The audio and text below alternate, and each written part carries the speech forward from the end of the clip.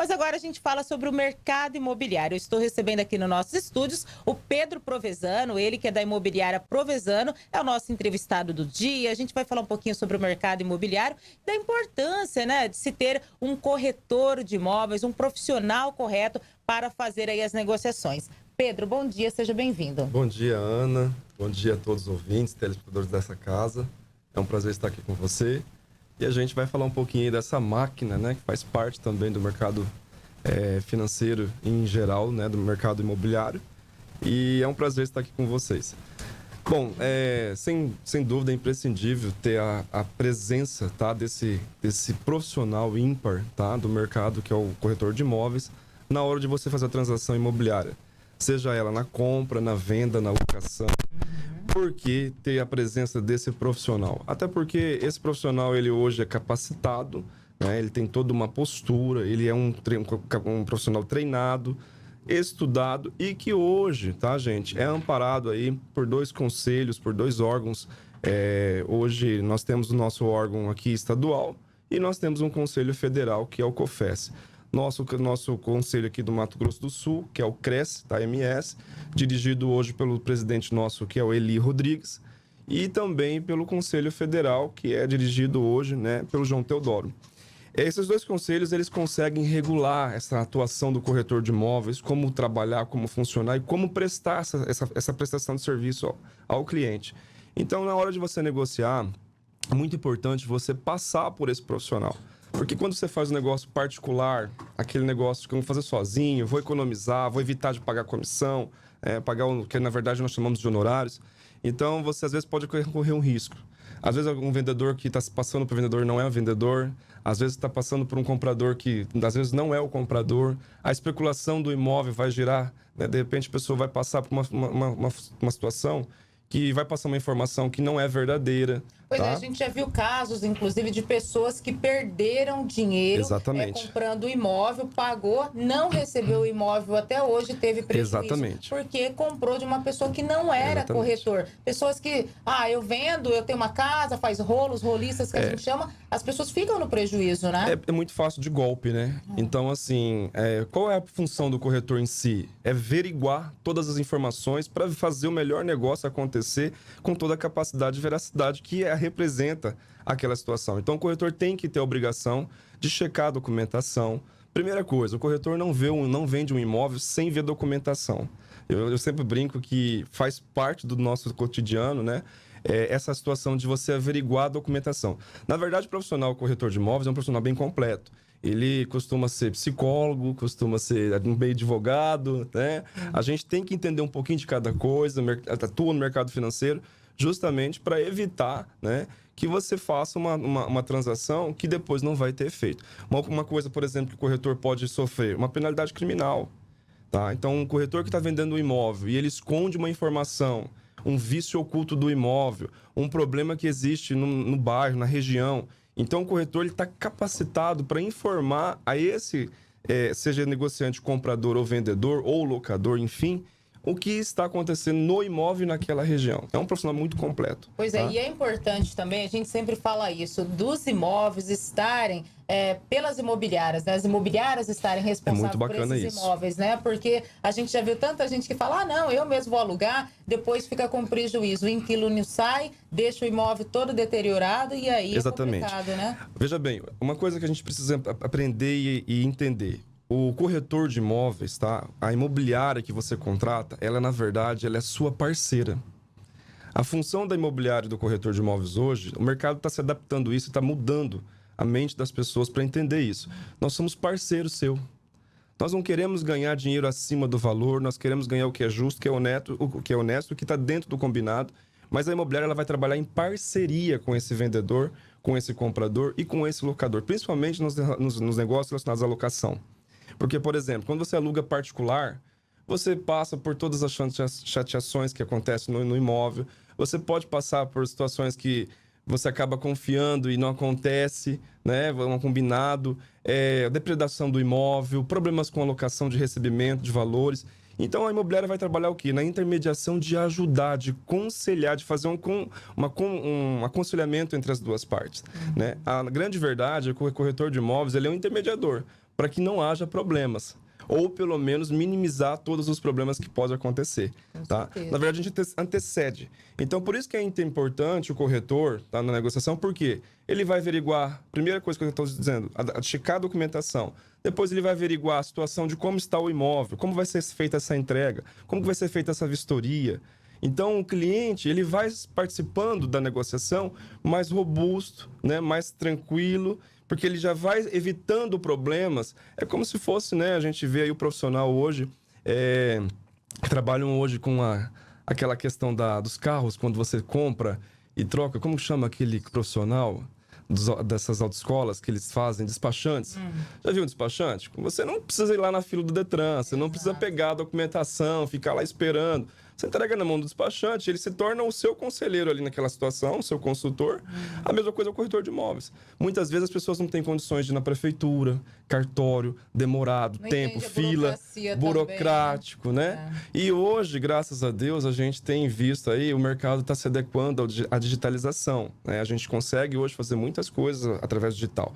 Mas essa função do corretor de estar negociando frente às empresas, seja ela privada ou pública, ainda é imprescindível. Tá? Você falou até da questão do imóvel em bairros. Outro dia, até conversando com uma senhora, falando dessa questão dos alagamentos nas ruas. Ela veio de Araçatuba, comprou imóvel, e a gente sabe que a pessoa que quando quer vender seu imóvel, ela fala que é a melhor coisa, né? Não foi por imobiliária que ela comprou esse imóvel e alaga toda a casa dela, enche a casa de água. E tem isso, então, quando você está numa imobiliária, a imobiliária vai explicar se ele tem problema, né? Tem tudo isso. Ela precisa de pontuar essa situação, tá? Até porque é passível, tá? De responder civil e criminalmente, tá? Esse corretor de imóveis ou essa empresa imobiliária. Agora, a empresa imobiliária, ela tem um pouco mais de robustez no sentido de te oferecer um pouco mais de estrutura, né? Uma equipe ali pronta para atender. Eu não sei se eu posso fazer um comercial aqui da nossa empresa, né? A Provenzano Imóveis aí está aí no mercado mais de 10 anos, trabalhando com locação, venda, compra. E vai ser sempre um prazer receber nossos clientes e amigos. Então, a gente, na hora de oferecer o serviço... mas eu estou pagando honorário, estou pagando comissão, muito caro. Não, não é caro. Presta atenção no que você está pagando. Agora mesmo eu ouvi você falar sobre o açougue, né? Paga pelo serviço e realmente você está pagando ali pelo serviço, mas está sendo bem executado. Então, procure escolher legal esse profissional. E outra coisa, gente, sempre. Nós estamos com uma campanha, tá? Do Cresce, eu sou delegado também do Cresce. Nós estamos com uma campanha a nível estadual. Gente, procure corretor de imóveis com Cresce, tá? O Cresce é aquela carteirinha que vai dar habilidade ali com a numeração para esse profissional exercer o seu trabalho, tá? A gente não pode sair comprando também com pessoas que se intitulam como corretor de imóveis. Sim. Eu sempre digo uma coisa, quando você quer fazer alguma ação que é passível de ir para um fórum, uma justiça, você procura quem? Um advogado. Você não procura uma pessoa que entende de lei. Você procura um advogado. Ele tem que entender, ele tem que ter OAB. Você quer ir num médico. Você não vai procurar uma pessoa que não tem CRM. Então, a mesma coisa é o corretor de imóveis. Por que você quer, né, às vezes, evitar uma comissão, quer meio que tentar burlar um pouco o sistema e pega um corretor que não tem uma carteirinha, que a gente chama até um nome bem antigo, né, e o sugestivo picareta. Por que, né, pegar esse camarada? Por que passar pelo vizinho? Não, vou deixar com o tio minha casa. Eu vou embora e vou deixar com o tio, com o irmão, com a vizinha. Às vezes você vai acabar comprometendo o trabalho dessa pessoa, aumentando o trabalho dela, que ela já é atarefada. E a empresa imobiliária está te esperando ali para isso. Para ser o seu parceiro. É o que a gente falou da questão do aluguel, por exemplo, né? Quantas pessoas às vezes têm prejuízo, deixa o seu imóvel, aluga por conta própria, a pessoa sai... Deixa o imóvel em péssimas condições. A gente vê muito isso, né, Pedro? Bastante. E aí é o seguinte, eu costumo até brincar um pouquinho, tá? Gente, quem trabalha com locação, a gente brinca assim, a gente trabalha com locação, que realmente é uma loucura, né? Na verdade, a locação hoje, qual que é o maior desafio? É intermediar, tá? O relacionamento das duas partes. Porque a gente, às vezes, tem que se passar, né? A situação toda... no macro, fazer a pessoa entender que não é só daquela forma que ela pensa que é correto. Aonde eu quero chegar com isso? Às vezes a gente tem que acabar intermediando assuntos pessoais relacionados ao imóvel. Às vezes a pessoa deixa o imóvel com locação e conta, gente, é o seguinte, quem mexe com locação é muito bom o investimento, mas você tem que ter certeza na sua cabeça de uma situação. Pode correr risco da pessoa não poder pagar aquele mês. E às vezes o proprietário conta com o dinheiro, aí ele fica bravo, ele não aceita. E às vezes a pessoa não tem condições de pagar. E aí, aonde entra a parte da imobiliária? Tentar negociar, receber dessa situação, lógico, amigavelmente, dentro da lei, dentro da procedência, tem que ser feito. Então, assim, a imobiliária, na verdade, é como eu tô dizendo, ela vai ser uma parceira na intermediação dos assuntos. Ah, choveu, estragou e molhou toda a minha casa. De quem que é a culpa? A culpa é do locador, do locatário? A gente vai intermediar. Não, o problema é estrutural, é do locador. Não, o problema houve porque não houve uma manutenção na calha. Então é do inquilino. Tá no contrato. Isso, exatamente. Então é essa intermediação que nós vamos fazer para que tudo aconteça amigavelmente. Agora tem uma situação. Eu costumo dizer o seguinte: você evita pelo menos, tá, 50% de problema na contratação. Então você, corretor, colega, né, imobiliária parceira aí, cuidado na hora da contratação, principalmente para locação. A gente não pode sair locando para qualquer um.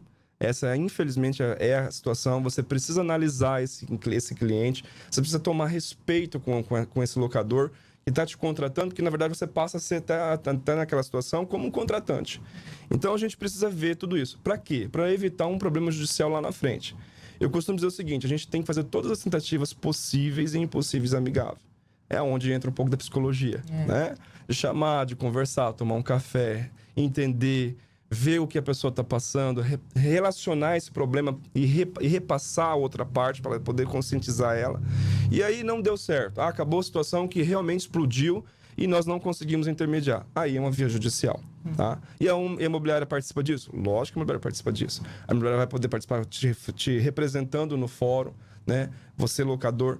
Então, assim, hoje, o melhor meio para você fazer a negociação do seu imóvel, para você estar relacionado a seus benefícios, né, a seus investimentos, é para ter um corretor parceiro, uma imobiliária parceira. Seja para alugar ou para venda também, você que é uma burocracia, é imprescindível. Né? Exatamente. E como que está o mercado imobiliário para esse ano, Pedro? Qual é a avaliação que vocês fazem? Como que está o setor de vendas, locação? Está parado? Está bom? É uma boa pergunta, né? É uma especulação, nós estamos no mês favorável à pergunta disso, e nós iniciamos agora, estamos passando o dia 15 de fevereiro. Gente, é o seguinte, nós temos aí uma elevação de vendas muito boa, tá? Desde 2020, o mercado tem reagido muito bacana, muito bem. Inclusive, é uma situação que a gente ficou assim, né? Uma vez eu até dei uma entrevista aqui de queixo caído, a gente não imaginou aonde íamos chegar com a pandemia. A explosão da pandemia trouxe uma reviravolta no mercado imobiliário muito louca. Então, assim, houve vendas absurdamente, valores, né, de VGV, tanto do mercado alto, médio, popular.